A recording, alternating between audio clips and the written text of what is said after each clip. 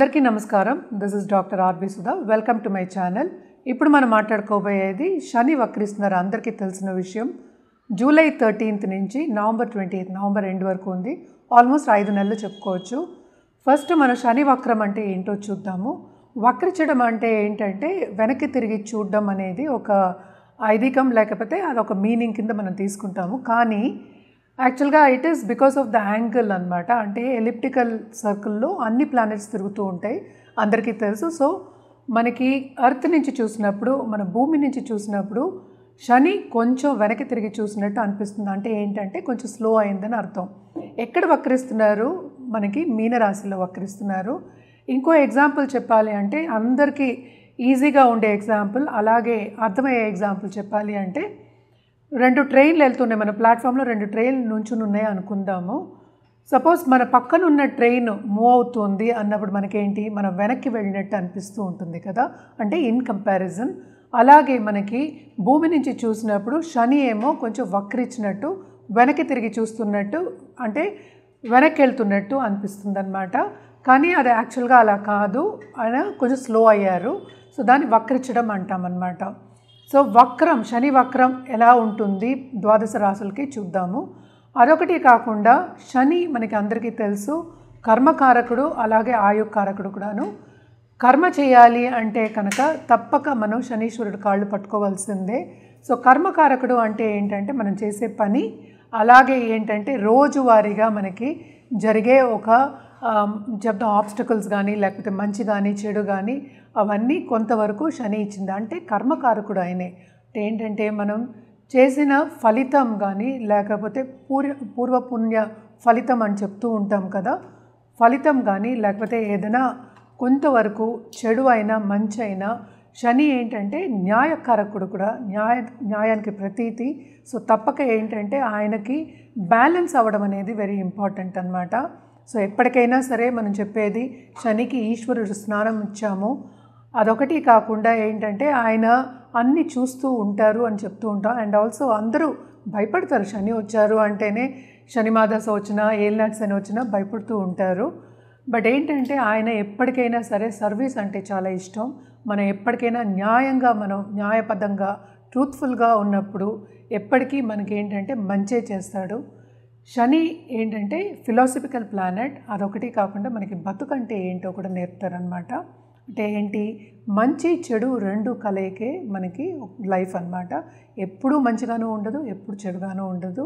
అలాగే శని యోగకారకుడు అయినప్పుడు, అలాగే ఏంటంటే ఆయన బ్లెస్సింగ్ ఉన్నప్పుడు, శనీశ్వరుడు బ్లెస్సింగ్ ఉన్నప్పుడు తప్పక కింద ఉన్నవాళ్ళు ఎక్కడికో పైకి అందలంకే ఛాన్సెస్ కూడా ఉంటాయన్నమాట. అంత ఇచ్చే ఒక గ్రహం కింద మనం చూస్తూ ఉంటాము. అందుకని అంత ఇంపార్టెంట్ కూడాను. అలాగే ఏంటంటే బ్యాలెన్స్ చేయడం అనేది, మనకి కర్మని బ్యాలెన్స్ చేయడం అనేది మనకి చెప్తూ ఉంటారు. కర్మకారకుడు, నేను ఇందాక నుంచి అదే చెప్తున్నాను. సో చేసే పనిలో కూడా ఆయన ఇచ్చినంత, ఎస్పెషల్లీ బిజినెస్ పీపుల్కి, అలాగే స్టాక్ ట్రేడింగ్లో ఉన్న వాళ్ళకి, లేకపోతే ఫైనాన్షియల్ ఇన్స్ట్రుమెంట్స్ ఇలాంటి వాళ్ళందరికీ కూడాను ఆయన ఇచ్చినంత ఎవరు ఇవ్వరు అనమాట. అంటే ఏంటి, సంపద.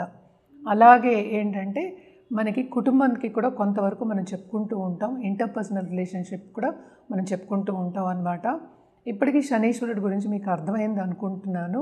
సో శనీశ్వరుడికి ఈ వక్రం మూలాన్ని ద్వాదశ రాశుల వారికి ఎలా ఉంటుందో చూద్దాం.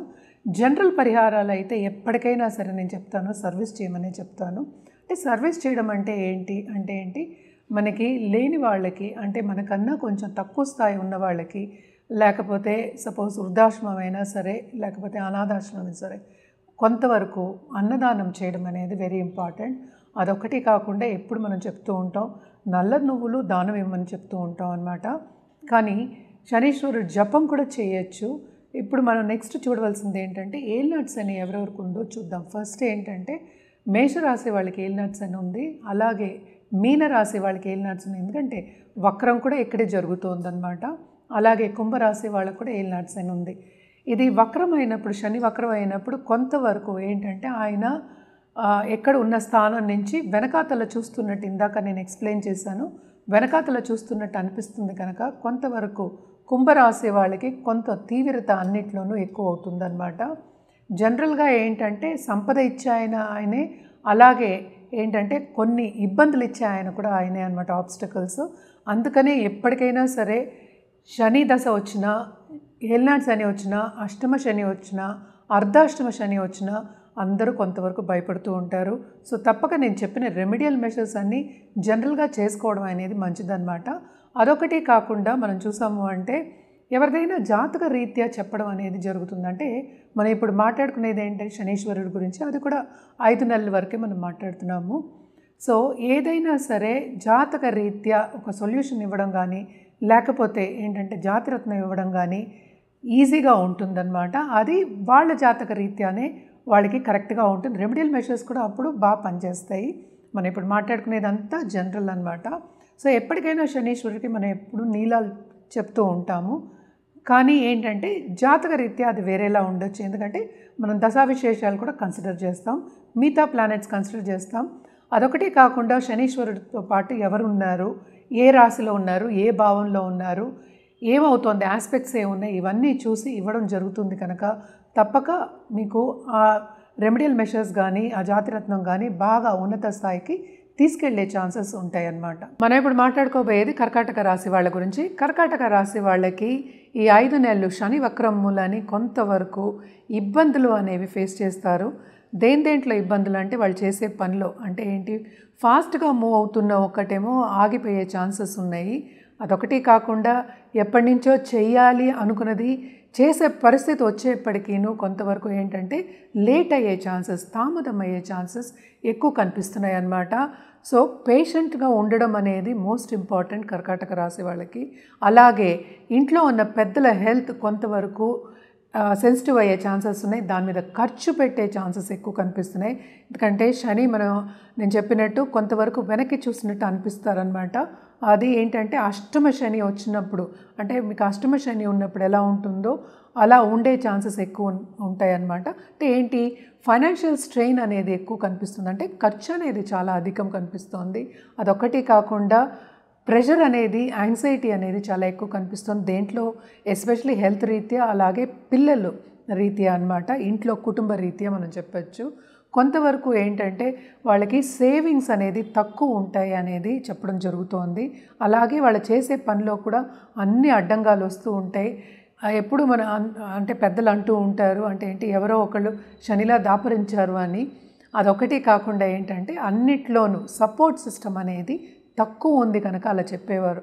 అంటే ఏంటి, ఇప్పుడు మనం అందరూ పెద్ద పెద్ద ఎంఎన్సీలో, పెద్ద కంపెనీస్లో చేసే వాళ్ళందరికీ ఎవరో ఒకళ్ళు పనిలో అడ్డం పెట్టేవాళ్ళు దొరుకుతారు. అదొకటి కాకుండా సపోర్ట్ సిస్టమ్ అనేది కొంచెం తక్కువ ఉంటుంది. అండ్ ఆల్సో కొత్తగా పెళ్ళైన వాళ్ళకి, అలాగే దాంపత్య జీవితం ఎంజాయ్ చేసే వాళ్ళందరికీ కూడా కొంతవరకు డిసగ్రిమెంట్స్ అయ్యే ఛాన్సెస్ ఎక్కువ కనిపిస్తున్నాయి అన్నమాట. అండ్ ఆల్సో మనం రెమెడియల్ మెషర్స్కి వచ్చాము అంటే చేయవలసింది ఏంటంటే తప్పక హనుమాన్ చాలీసా ఎవ్రీ సాటర్డే చదువుకోండి. ఒక్కసారైనా మినిమం ఒకసారి చదువుకోండి. అదొక్కటి కాకుండా నిత్యం చేయాలి అనేది ఎప్పుడు మనం చెప్తూ ఉంటాము, తప్పక చేయండి, నిత్యం కూడా చేయండి. అండ్ ఆల్సో హనుమంతుడు టెంపుల్కి వెళ్ళి దర్శించుకోవడం కానీ, సింధూర పూజ చేయడం కానీ చాలా మంచిదన్నమాట.